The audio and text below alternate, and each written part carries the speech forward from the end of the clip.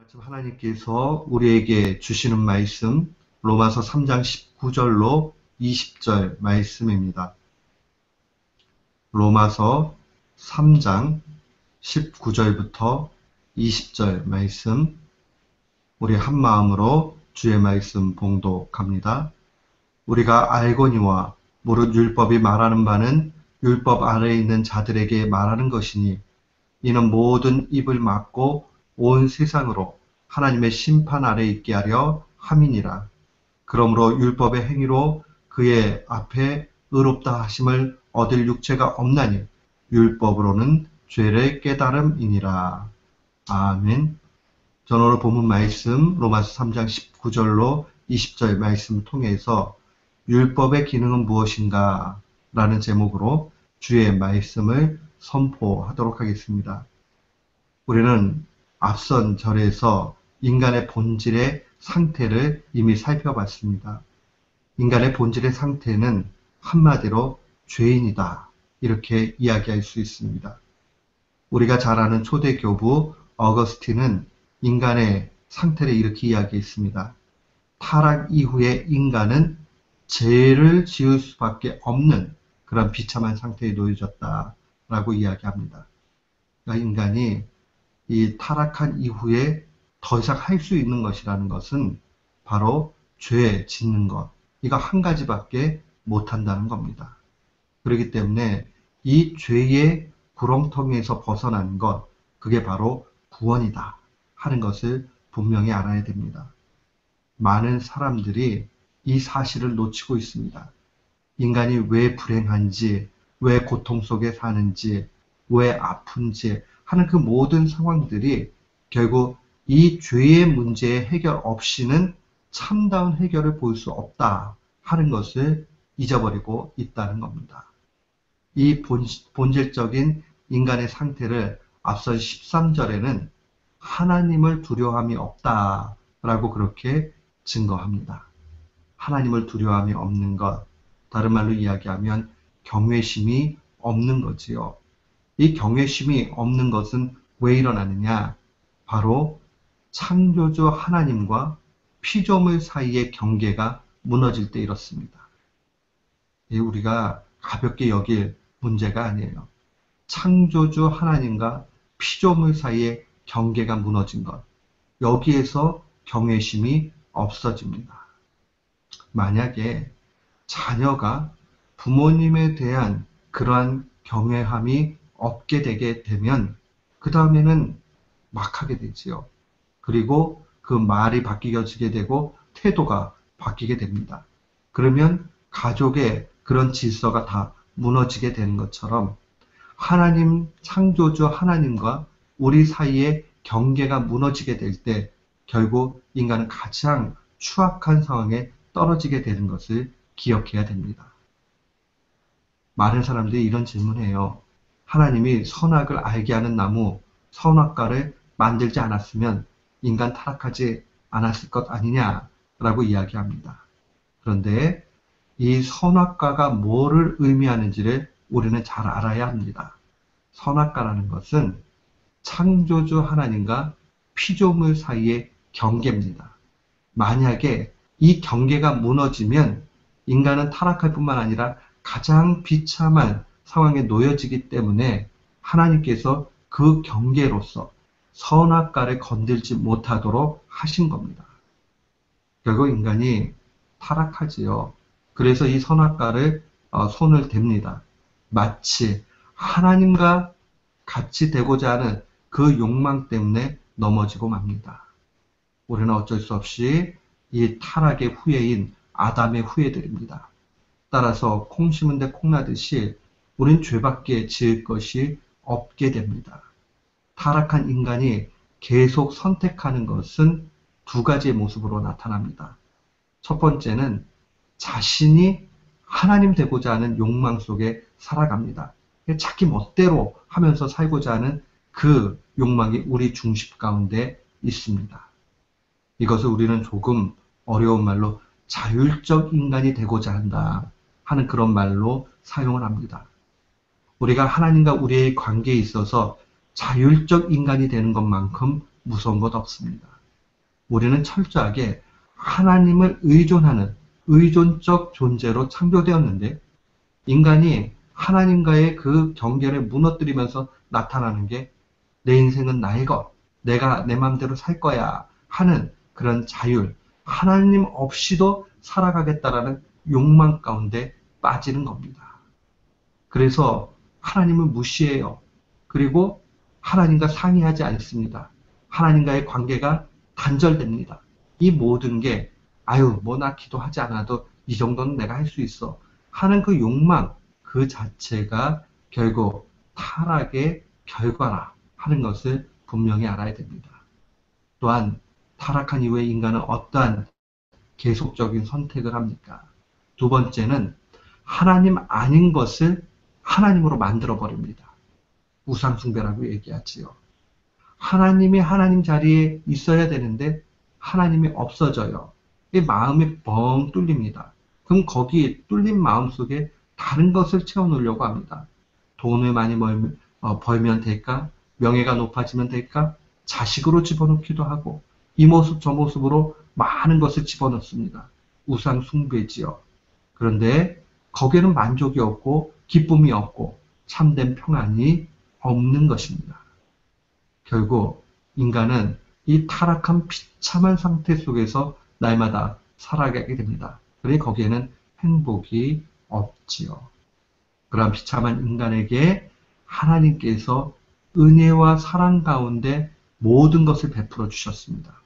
최고의 것은 뭐니 뭐니 해도 우리 주 예수 그리스도를 주신 것이고 그 이전에 또한 오늘 본문 말씀에 보면 하나님의 사랑과 은혜 가운데서 율법까지도 주셨다는 것을 보게 됩니다. 오늘 본문의 19절과 20절 말씀은 율법이 무엇냐, 율법의 그 기능에 대해서 명확하게 보여줍니다. 19절 말씀에 보면 이 율법이라는 것이 율법 아래에 있는 자들에게 유효하다. 그러니까 율법이 말하는 바는 율법 아래에 있는 자들에게 관한 것이다. 율법 아래에 있는 자들은 유대인들을 얘기합니다. 유대인들은 다른 의미가 아니에요. 하나님께서 하나님의 선택된 그러한 백성들을 어떻게 인도해 가시냐는 대표성이에요. 그렇기 때문에 실제로는 이 혈통적인 유대인의 개념은 성경 속에 자리 잡지 않지요. 그러니까 영적인 이스라엘에 대한 그러한 대표성으로 율법 아래 있는 자들에게 율법을 주셨습니다. 그런데 이것에 대한 해석을 바울 사도는 실상은 모든 입을 막고 온 세상으로 하나님의 심판 아래에 있게 합니다라고 그 보편성을 이야기합니다. 이 말씀을 잘 묵상해 보면 보세요. 19절 말씀입니다. 우리가 알거니와 무릇 율법이 말하는 바는 그러니까 율법이 우리에게 명령하는 것은 율법 아래에 있는 자들 유대인들이고 실제로는 영적 이스라엘을 얘기하는 겁니다. 영적 이스라엘에게 말하는 것이니 이는 모든 입을 막고 누구의 입을 막습니까? 떠들어대고 똑똑하다 얘기하는 그러한 모든 사람의 입을 탁 막고 온 세상으로 여기 온 세상에는 유대인들뿐만 아니라 이방인들 다 포함합니다. 하나님의 심판 아래에 있게 하려 함이라. 결국 율법의 기준 속에서 보면 어느 누구도 그 행위로 구원받을 수 없다. 심판 아래 놓인다는 것을 명확하게 보여주는 겁니다. 결국 율법의 기능이라는 것은 정죄의 기능을 가지고 있습니다. 율법으로서는 결국 모든 사람이 죄인이라 하는 것을 분명히 보여줍니다. 앞서서 바울 사도는 로마서 2장 12절에 무릇 율법 없이 범죄한 자는 또한 율법 없이 망하고 율법이 없으니까 그 죄인지도 모르고 그 가운데 죄 가운데 망하게 된다는 얘기예요. 무릇 율법이 있고 범죄한 자는 율법으로 말미암아 심판을 받는다. 그러니까 율법 때문에 죄라는 걸 알게 되니까 이거 죄구나 하고 죄의 심판을 받는다는 겁니다. 사랑하는 성도 여러분, 율법이 없는 자들은 죄를 알지 못해서 망하게 되는 것이고 율법을 가진 사람들은 율법을 지키지 못해서 망하는 겁니다. 결국 결론은 똑같지요. 자기 스스로 구원할 수 없음을 알게 해주는 것이 율법의 기능입니다. 다른 말로 이야기하면 자율적 인간이 얼마나 비참하냐 하는 것을 명확하게 보여주는 것. 그게 바로 율법의 기능입니다. 또한 20절 말씀에 보면 율법에 대해서 한마디로 이야기하기를 율법의 행위로 의롭다 하심을 얻을 수 없다.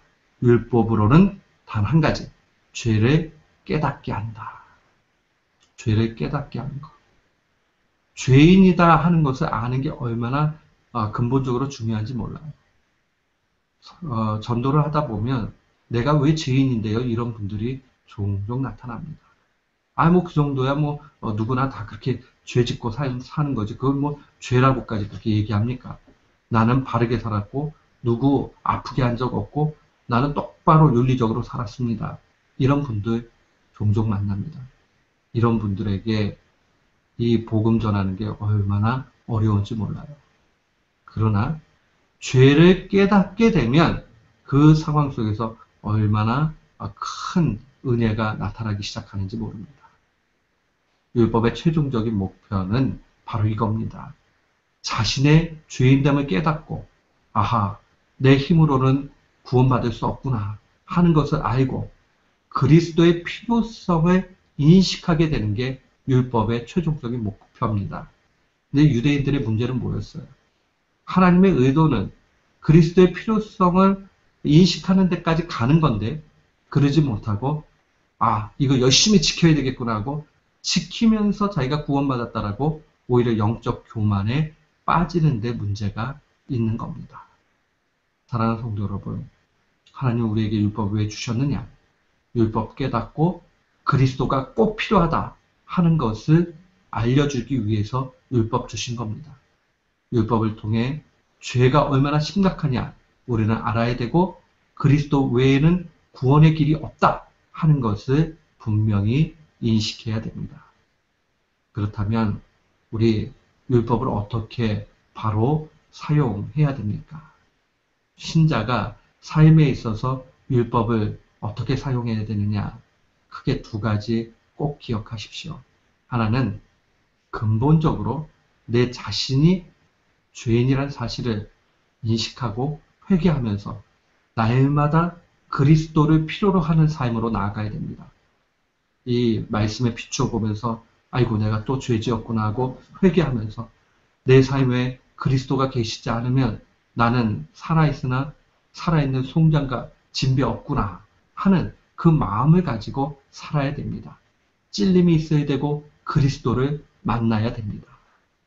또한 율법을 바로 사용하는 두 번째 길은 무엇이냐 하면 율법의 실천적인 명령, 율법의 원하심, 그것을 우리가 살피고 그대로 따라가는 겁니다. 그게 무엇입니까? 마태복음 22장 36절로 40절 말씀에 보면 율법이 뭐냐, 율법을 통해서 하나님 우리에게 요구하는 게 뭐냐 하는 것을 명확하게 알려줍니다. 율법과 선지자의 강령, 물론 여기서 율법은 모세 오경을 얘기하는 것이고 율법과 선지자라는 말은 구약 성경 전체가 가리키는 것을 의미합니다. 결국 우리가 하나님께서 우리의 죄인됨을 깨닫게 하고 그리스도를 알고 나서 어떻게 살기를 원하시느냐 두 가지입니다. 하나님을 뜨겁게 사랑하는 것이고 이웃을 진심으로 사랑하는 겁니다. 그러니까 하나님 사랑, 이웃 사랑으로 나아가야 됩니다. 그래서 하나님 말씀에 비춰보면서 내가 이렇게 부족했구나. 그러면서 하나님 앞에 더 나가고 신자는요. 자꾸 부족함을 깨달아가지고 나가다 보면 점점 하나님과 가까이 나아가고 있는 것을 보게 됩니다. 신자에게 있어서 율법은 문자적으로 지키는 열심 자체가 필요한 게 아닙니다.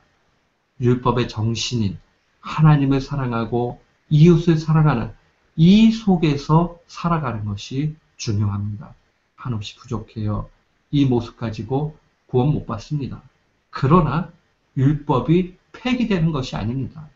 그리스도를 알기 때문에 그리스도의 그 말씀 붙잡고 그리스도께 순종하며 나아가는 것, 그게 바로 율법의 정신인 겁니다. 오늘 이 말씀 마음에 간직하십시오. 율법은 우리로 하여금 죄를 깨닫고 그리스도를 보도록 자꾸 요구합니다. 그 그리스도를 본 신자들은 어떻게 살아야 되느냐? 날마다 회개하고 그리스도를 가까이 하며 살아야 되고 하나님 사랑하고 이웃 사랑하며 살아가야 됩니다. 이 사실 마음에 간직하고 날마다 승리하는 귀한 교우들 되시기를 주님의 이름으로 축원합니다. 아멘.